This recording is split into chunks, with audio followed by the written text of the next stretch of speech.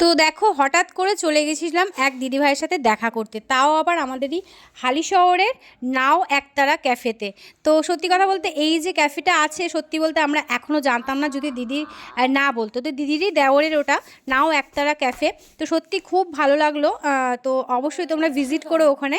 ওটা হলো তোমার স্টেশন রোড থেকে, হ্যাঁ, যদি আসো পুরো বলদেঘাটা মোড়ে এর উল্টো দিকে, মানে আমাদের স্টেশনে যেতে ডান হাতে পড়বে বলদেঘাটার মোড়ে, আর বকুলতলা দিয়ে আসলে বলদেঘাটার মোড় থেকে স্টেশন রোডে ঢুকতে বাঁ হাতে পড়বে। তো এই যে দিদিভাই এসেছিল, তো সত্যি খুব ভালো লাগলো এখানে। তো অনেক করেই বসতে বলছিল, কিন্তু সত্যি বলতে অনেকটা লেট হয়ে গেছিলো, 8টা বাজে তখন গেছিলাম।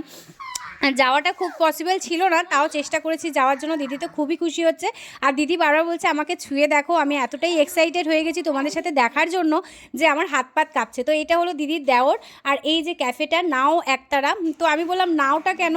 তো নাওটা বললো এটা দেখো নৌকা, পুরোটাই নৌকা, নৌকার মধ্যে এটা একতারা, মানে এটা একটা নাম দিয়েছে নাও একতারা। তো তোমরা অবশ্যই ভিজিট করো, খুব সুন্দর। আমি বলেছি অবশ্যই আসবো, কারণ ওখানে বসতে পারিনি আমি, সেই কারণে বলছি আমি নেক্সট টাইম নিশ্চয়ই আসবো। তো খুব ভালো লাগলো দিদির সাথে দেখা করে। তোমরা আমার ফেসবুকে কমেন্ট দেখেছো, ইউটিউবে কমেন্ট দেখেছো প্রিয়দর্শিনী দত্ত। তো ওই প্রিয়দর্শিনী দিদির সাথেই দেখা করতে গেছিলাম। তো অর্ককেও কিছু গিফট করলো। তো সত্যি খুব ভালো লাগলো ওখানে গিয়ে। সত্যি যাবো মানে কথাই ছিল না, কিন্তু কিভাবে যে পৌঁছে গেলাম, সত্যি ভালোবাসার টান না থাকলে এভাবে পৌঁছানো যায় না। তো সত্যি খুব ভালো লাগলো, আর ক্যাফেটাও খুব সুন্দর, নাও একতারা ক্যাফে।